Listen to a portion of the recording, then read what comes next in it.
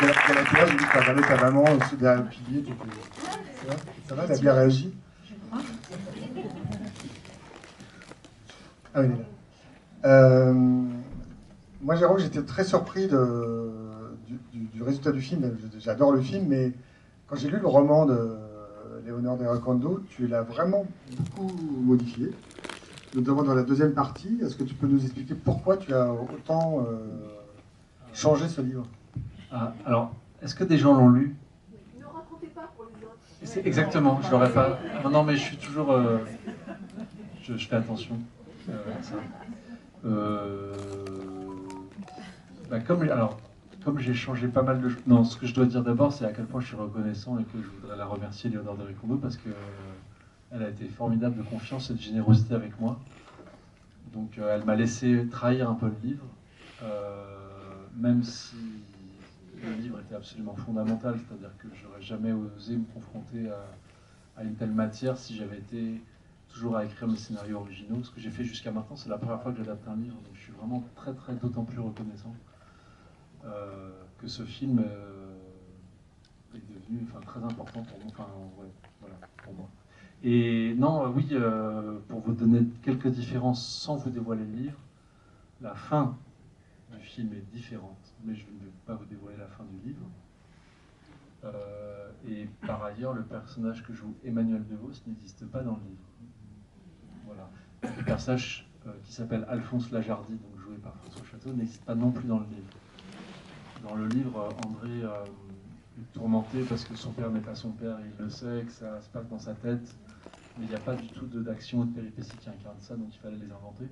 Et que ça a été mon premier élan pour lui inventer un personnage de mère, et puis après, pour plein d'autres raisons, je me suis dit, tiens, une mère qui ne parle pas, que ça résonne avec le silence de la bourgeoisie, et en même temps, et paradoxalement, c'est le personnage qui est le plus frontal de tous.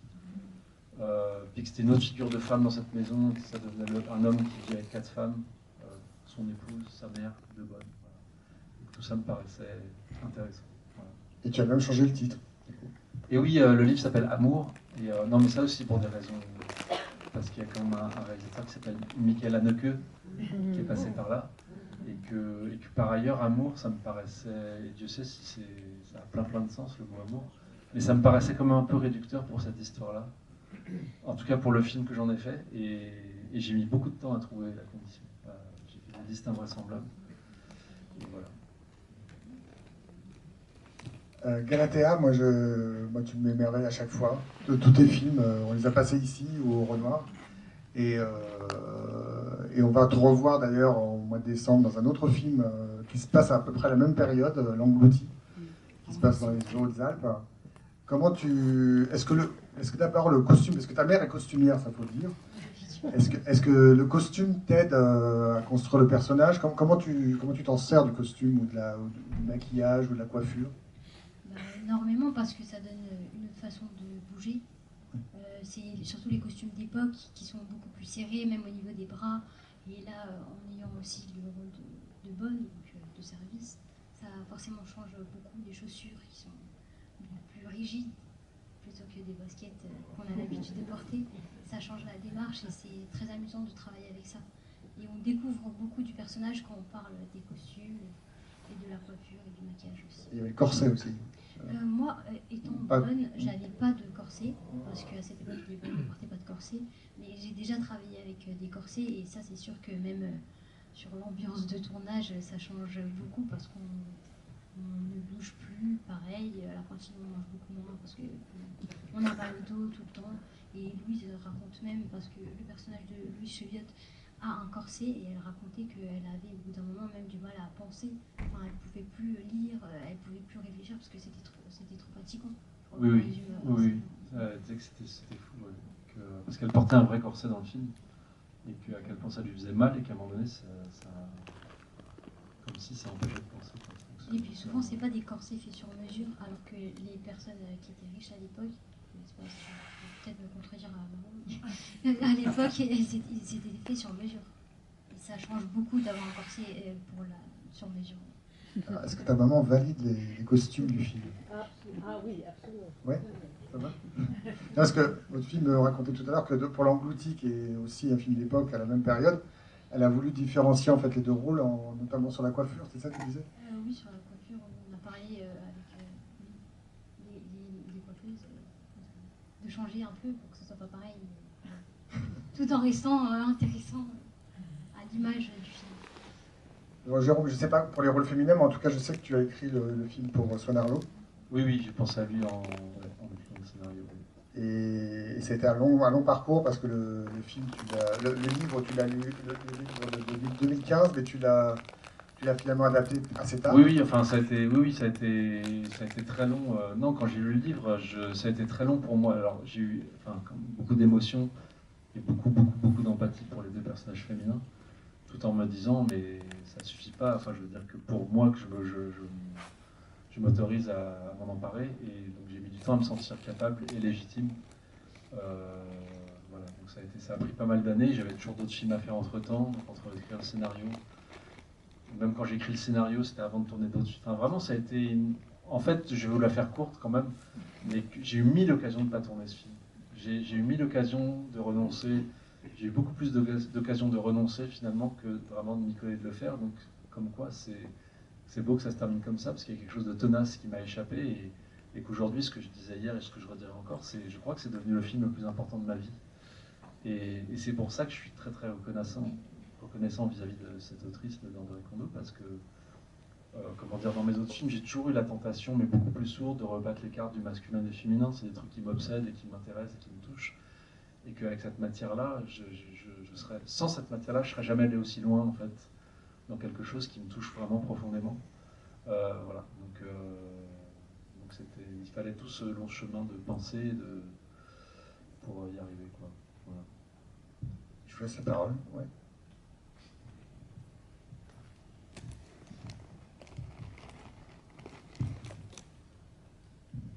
Bravo et merci, c'est un film absolument magnifique esthétiquement d'abord.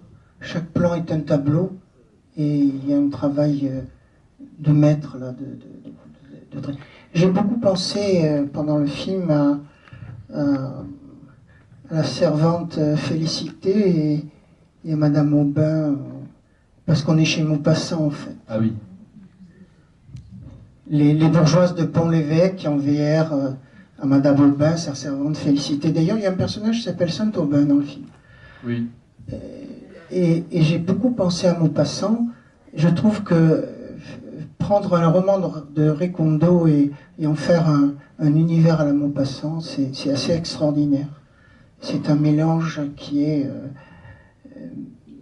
pas si évident d'ailleurs dans le livre. Et comment vous avez justement choisi vos comédiens, parce que ils sont absolument magnifiques. Il y a même Sivadier qui est un grand metteur en scène en plus. Oui. Et voilà. Il joue le curé. Oui, j'ai vu.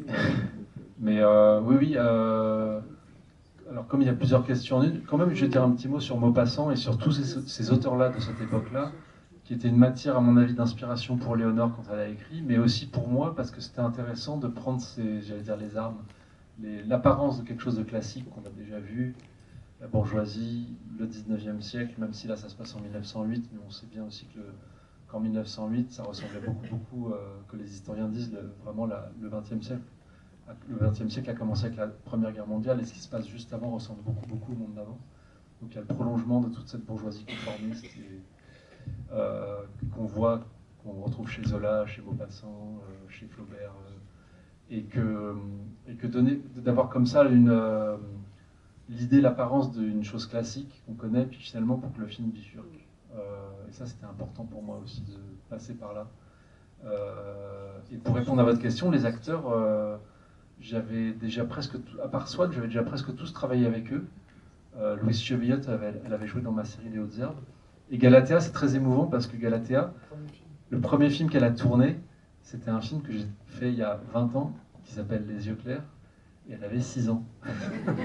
Et c'était une journée de tournage, mais assez marquante, et je me souviens vraiment très bien. Et tu te ressembles beaucoup, je ne sais pas comment dire, je t'ai retrouvé quoi. Comme je t'avais filmé il y a 20 ans. Et donc c'était très émouvant de retrouver Galatea, dont j'avais suivi le parcours entre-temps évidemment, parce qu'elle avait eu des rôles beaucoup plus importants depuis Les Yeux clairs que dans Les Yeux clairs.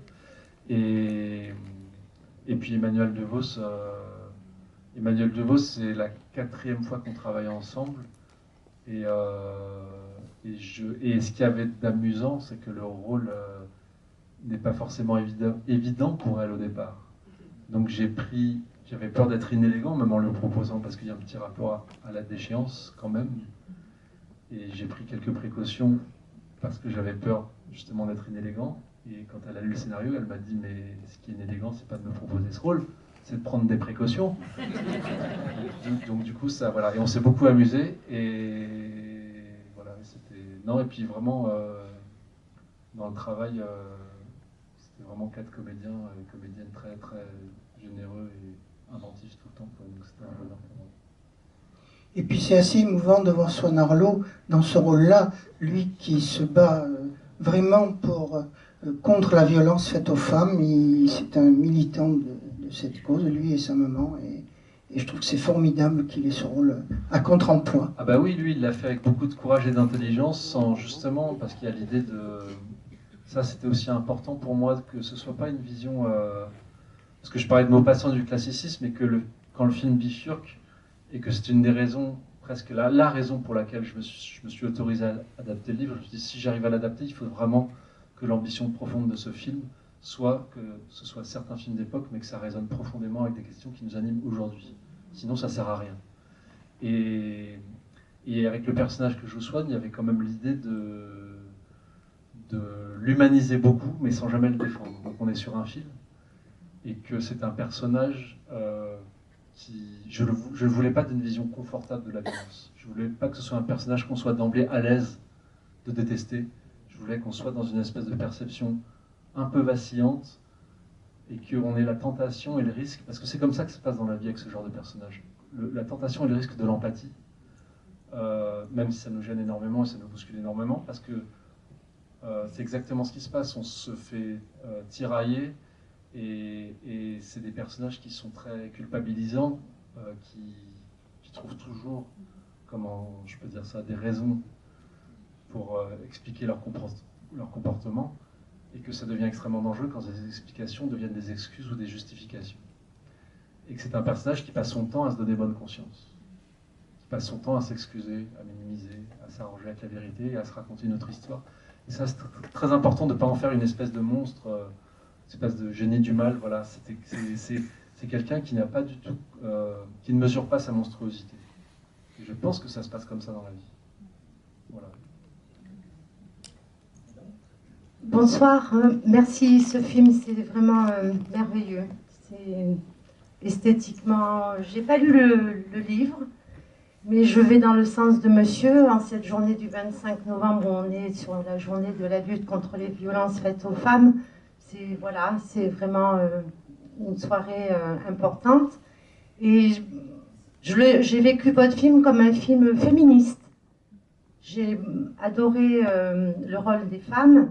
Et je me dis que même à l'époque, avec tout ce qu'elles devaient subir de violence, et ben voilà, elles ont trouvé une solution pour se sortir de ça, être dans la sororité et faire avancer comme ça des choses. Et effectivement, le rôle de Swan Arlo est superbe, mais vraiment l'histoire des femmes est top.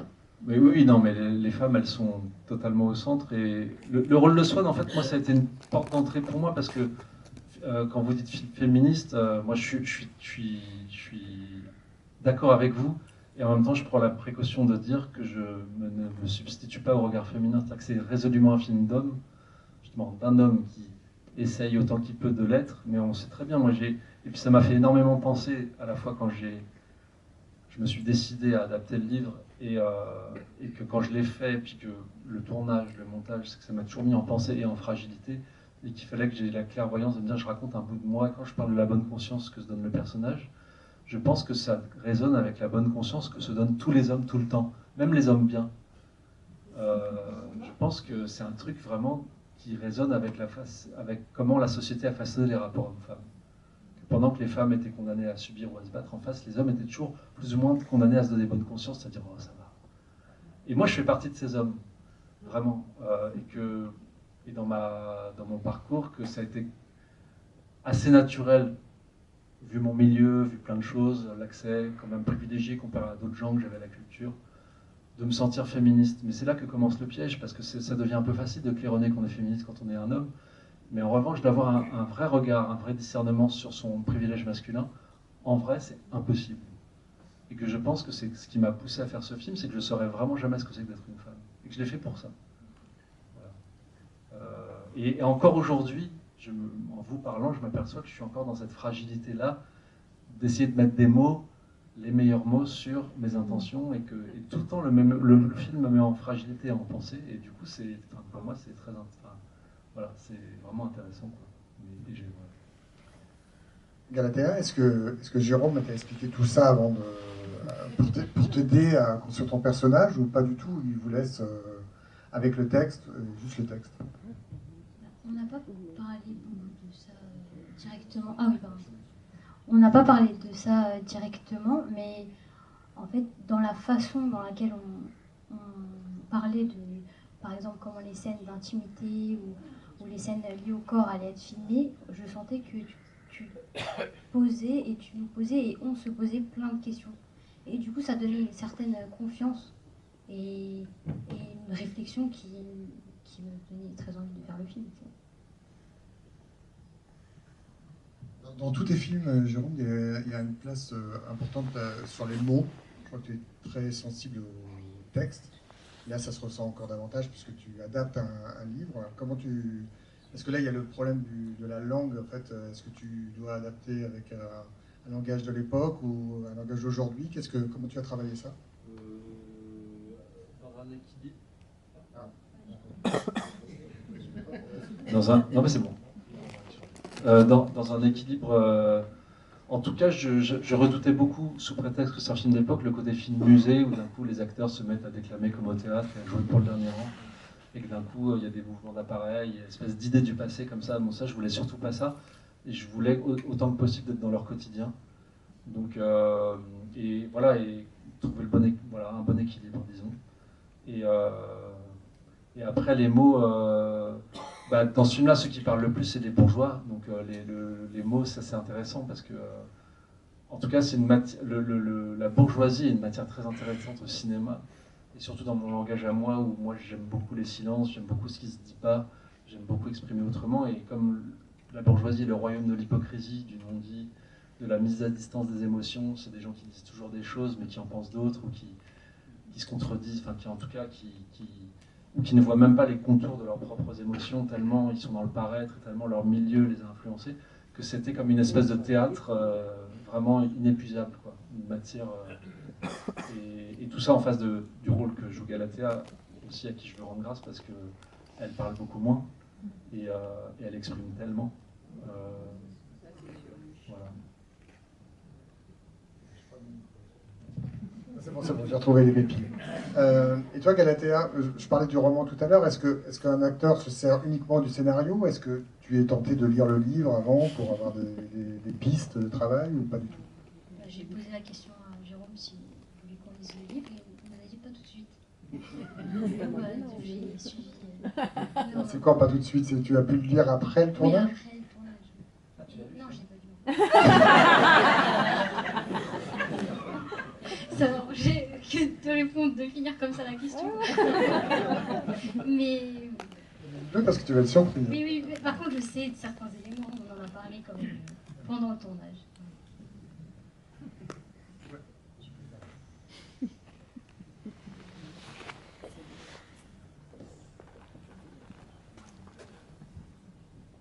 Bonsoir. Vous m'avez piqué 4-5 fois ma question, mais je vais la reposer quand même. Effectivement, et je rebondis sur ce que vous avez dit. Swan Arlo a besoin d'un vis-à-vis pour pouvoir exprimer ce qu'il a dans la tête vis-à-vis du roman. Donc il y a le personnage de la mère que vous avez créé.